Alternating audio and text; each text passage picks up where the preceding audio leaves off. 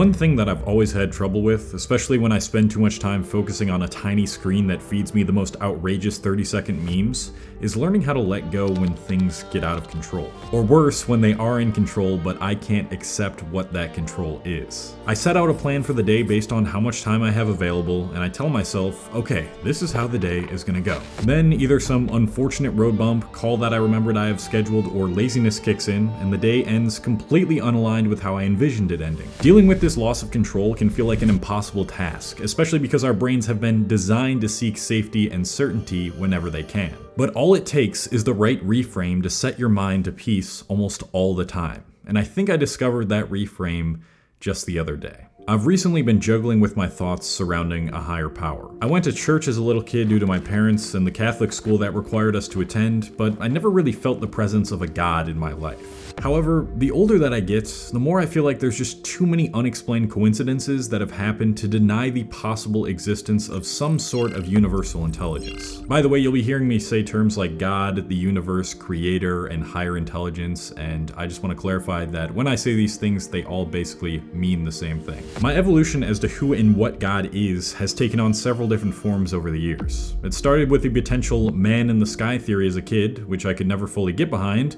then evolved to everybody and everything is God when I started studying Eastern religion and philosophy in college. And now, well, I don't know. That's what I'm trying to figure out. Looking for more answers and using this opportunity to meet with someone who always puts me in a good mood, I decided to go on a walk on Christmas Day with my friend, Danny Miranda. Danny is a firm believer of God and spirituality, and he's one of the best podcast interviewers in the world. So he's a master at listening and being able to ask the questions that you were unable to access in your own psyche. To coordinate our walk, I asked him what he was doing on Christmas Day, and he responded with surrendering to the flow of life. I chuckled and even replied with the haha reaction on iMessage, but I knew I wanted to bring up why that was his immediate answer. As we walked along the dirt trail with the reflection of the bridge above our heads glimmering in the water, I explained to him my confusion. You know, dude, I said, I've had times where I've felt connected to everything, and I do find that it's very hard to believe all of this is just random nothingness, but I can't seem to get behind the whole idea of going to church and praying up to the sky like someone else is responsible for what I do. I understand, he said.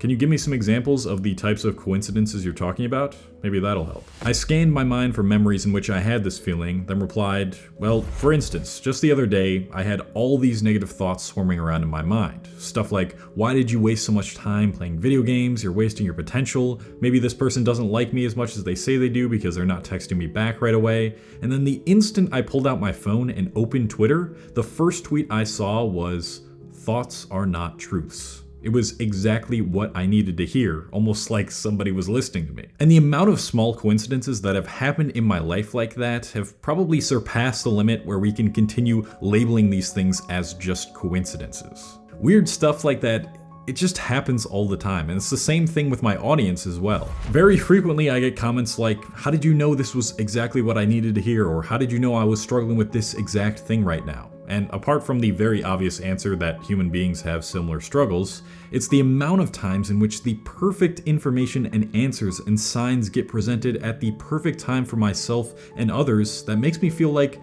something beyond time and space is going on here. And then there's the times I've done psychedelics. I remember when I went to a hiking trail with my friends after taking shrooms, I looked up at the structures of the branches on the trees, and all I could think about was how closely they resembled the nervous system in our own bodies. In that moment, it felt as though I was an extension of the trees and everything else in the natural world. So I guess that's what I mean by feeling the sense of coincidence that isn't really coincidence, but I do admit that I still struggle with this the majority of the time. Surprisingly, Danny said, oh, yeah, me too, man. I'm still a human being. I think it's more about doing the things that make you feel that presence that you're describing more. What do you feel are the biggest things blocking you from being open to that experience? A pause was taken during the conversation as I stared out onto the lake and the sunset protruding over the leafless trees. I guess for me, it's just about not being able to accept the things outside of self-improvement that I know aren't doing me any good. Like, for instance, I've been playing a ton of video games lately, and I know that I could be doing more beneficial things with that time and reaching a higher version of myself, but that is a part of myself that I just find I keep coming back to. This is when Danny provided his first reframe to me. He said to me, What if it's the guilt surrounding the experience of wanting to play video games, and not the video games itself that is the reason why you aren't at your highest version? It was something that I intuitively felt deep down, but hearing someone else say it really solidified the benefit of this way of thinking. There was a period of time where I felt no need to play a lot of video games, and this was primarily when I started taking YouTube and my business seriously. And I think that knowing I was once someone who worked way longer hours than they do now, along with the general consensus in the self-improvement community about video games, made me reluctant to surrender and accept this part of myself. But like I've stated in other videos, different seasons in your life are going to require a different version of you, and the universe is naturally going to bring about a certain version of you best fit for that season. Our initial reaction to that version of ourselves might be met with scorn and resentment. After all, we want to be in control of our lives, and I believe that everyone should take a sense of accountability and agency over one's life. I think that's necessary to living a great life. But in this specific case scenario, the scenario in which you can accept that you have some hobby or activity or other personality trait because it isn't directly aligned with how you think your life should be right now, it's best to surrender to that version and accept the experience as the perfect thing to be doing right now. And this goes for feelings of guilt, fatigue, anger, resentment, or any other negative emotion you think you shouldn't be feeling right now. You know, when I think about why I'm drawn to certain things or people, or why I was predisposed to these things since I've been born, we could science the shit out of this, right? We could say something like, oh, it's because I have these types of genes, and it's because I consumed this type of stuff, and I hung around with these types of people, and that all shaped me into who I am. But there's still that little sense of mystery in there. And after all, why did I start to consume this type of thing, or start to hang around with these types of people, or have the experiences that I had in the first place? Like, what started the initial push to those things? That's what I mean when I say that right now you should surrender and accept what type of life you feel deep down should be enacted upon, even if it's not what everyone else thinks is best for you. And that's what I mean when I say it feels like there's some sort of creator that knows what's best for me better than I do, and this creator makes me more inclined to see certain signs and act upon certain things. The common argument against what I've said here would be, if the universe really did want us to surrender to it, then why does that surrendering often lead us to naturally gravitate towards things that are clearly not good for us? Wouldn't the universe always want everyone to be the most happy, fulfilled, productive version of themselves if it was really that intelligent? For example, I feel like I've been giving into not only video games more recently, but also certain lustful activities, and honestly my attention span feels worse than it was before. So why would I ever surrender and accept all these things that are producing no positive outcomes for me? And my answer to this is because I trust myself and this universal intelligence. I know there will come a time where I turn away from these things more yet again. I know I will be pushed to laser in my focus, have less desire for lustful activities, and a need to play video games exactly when it's appropriate for me to stop doing these things as much. And at the same time, if I really examine all aspects of my life, a lot of important things that have improved my life have been going on while those negative things are going on. I've started running once or twice a week consistently for a couple months now, and as a result, I'm the most athletic and functional I've ever been since I was a teenager. My friendships have also felt much stronger too recently because I felt more drawn to wanting to see people more often rather than work so hard. Oftentimes, it feels like everything's going to shit when you aren't getting the version of yourself that you thought you should be getting, but if you really look at yourself, you'll see you're almost always becoming the exact person you need to be right now. All it takes is for you to start accepting that person more. So at the very least, if you can't fully accept the ideas I'm presenting here, which would be pretty ironic by the way, just consider this. What if you are the exact version of yourself that you need to be right now?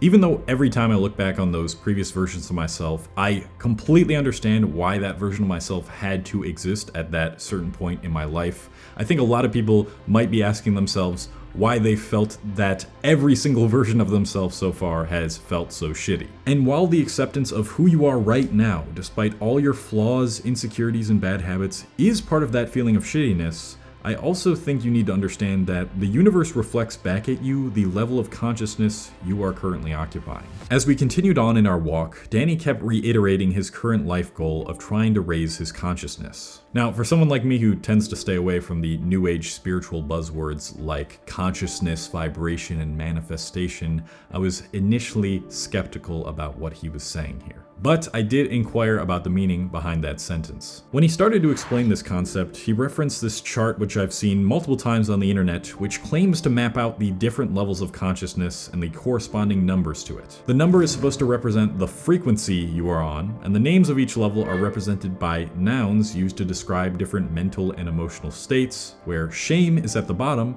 and enlightenment is at the top. I've always shied away from viewing this chart at face value because, like, who made it up?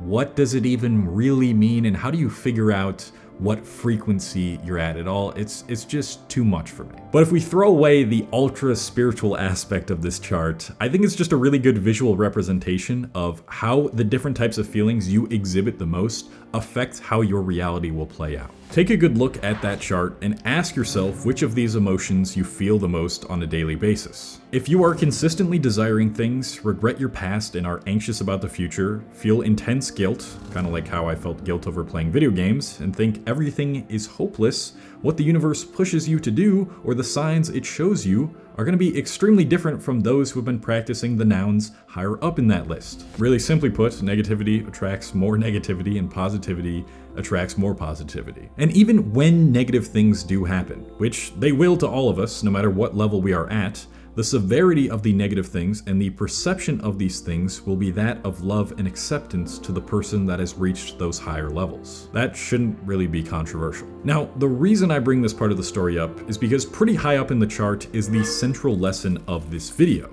acceptance. But the reason I don't like to view this chart as a way to ascend each new level, like you must reach this level in order to reach the higher level, is because I think that acceptance should be the first thing on that ascension in order to get to the higher levels. I think that's the first thing you should strive for and to aim for before you can reach any of the other positive nouns. Before you can even start to notice the signs that are pushing you into the person you're meant to become, you have to accept the fact that right now, you are everything you need to become that person. And let me repeat that because I know these important sentences can go over your head when you're flying through this video. You are the exact person you need to be right now to become a greater version of yourself.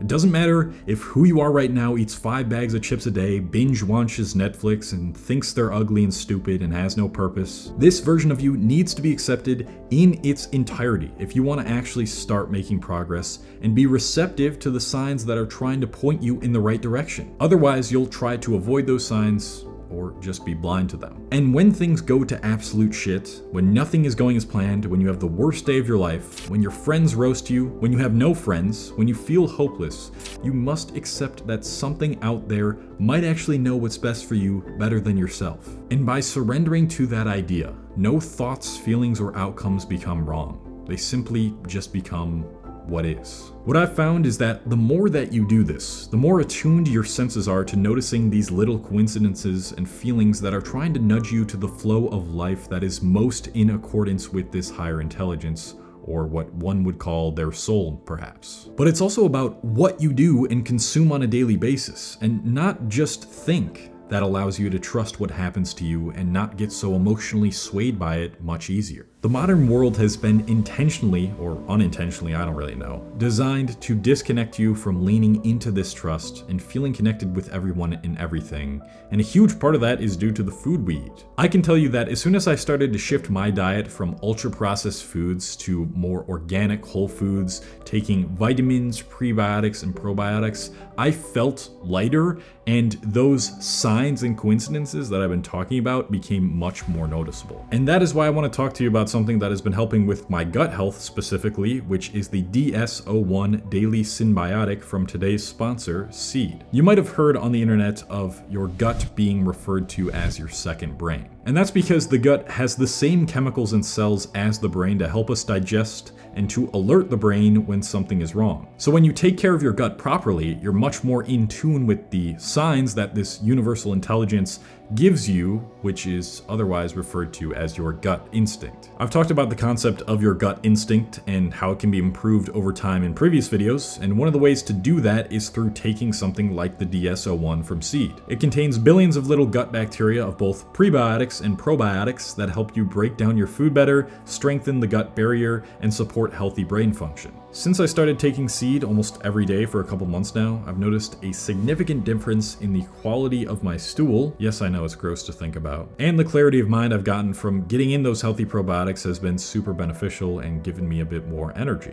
Look, I'm not saying that you viewing this right now is a sign from the universe for you to start taking seed, but I'm also not saying that. So if you're interested in supporting your digestion, your second brain, and getting more in tune with what your body and mind wants, then you can click the first link in the description. And if you use the code COLE25 at checkout, you're gonna get 25% off your order. As we finished the walk going over the same bridge we started under, I still had some lingering skepticism regarding the idea of surrendering all the time. Danny said to me, "I don't even feel like it's really me that's making these podcasts. I just feel like the observer of it all." And while I understood the sense of complete detachment from one's ego he was describing, I responded with, "See, that's what I can't get behind. I feel like saying some higher power is the one that's creating the flow of my existence completely discredits the free will and hard work I've actively decided to use to get to this point in my life. I hate the idea of being a puppet, just being thrown around from one activity and feeling to the next. I know I can control what direction my life goes to some extent, and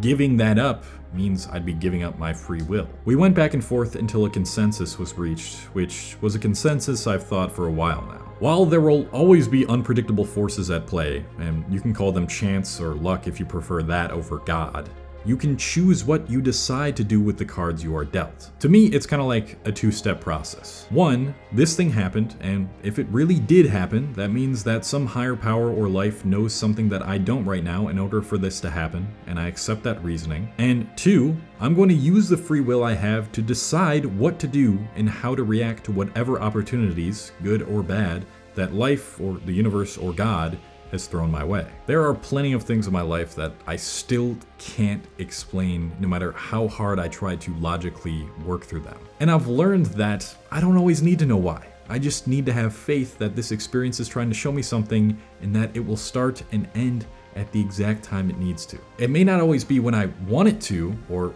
rarely when I want it to, but that's the part of my life that I'm trying to relinquish more control over. I'll give you one last example here to show what I mean more clearly. When you have a virus in your body, is it you that's fighting it off? Well, no. Your body automatically defends itself and knows what to do. In other words, your body has a higher intelligence than your conscious self when it comes to illnesses. And despite that experience being very unpleasant, because your body makes you achy, gives you chills and a cough, it's a necessary experience in order to eventually become better again and more able to fight off viruses in the future. In the same way, the universe automatically pushes you towards certain directions and experiences. And even though the universe may not be conscious of itself, it sure as hell knows a lot more than you do because it's been around for a lot longer than you. So just like when you're trusting your body to fight off a virus on its own, you must trust that what is happening to you in the moment will eventually lead to a higher, more capable version of yourself. And in the same way that you can consciously feed your body fruits, vegetables, and symbiotics while you're sick in order for it to unconsciously work better to fight off the virus, you can consciously make more positive decisions and actions surrounding the things that the universe is inclined to give you to make them start working out in your favor more often. In simpler terms, when the universe presents you with something, accept it, see it as necessary, and make the most of it. Since our chat on Christmas Day, surrendering to what I once perceived as unnecessary and unfavorable has become so much easier to achieve. And I don't feel like a puppet being thrown and pulled into different directions by the universe. I still very much feel in control of my future and what I decide to do. But now I see no such wrong experiences, feelings, or thoughts. I am more connected to the things that my intelligent body, which knows a lot more than me in many ways, wants me to gravitate towards. So many bad, unfortunate things have happened over the years, but I now realize that every experience I've gone through has led me to be the exact person I need to be right now and at the right time. And at least in that sense, I have started to get out of my own way and surrender. I want to give you some other resources that I've used to make surrendering, accepting, and letting go much easier. These are basically the habits and actions that I do apart from the mindset shift that I explained in this video. It is a Google Doc linked in the description below. It's a free resource if you want to check that out. And if you are interested in more videos I've made on letting go, you might enjoy this video right here and it might help you a lot. So click on that. And now I'm signing off. Surrender to the video ending. Yeah. All right. Peace.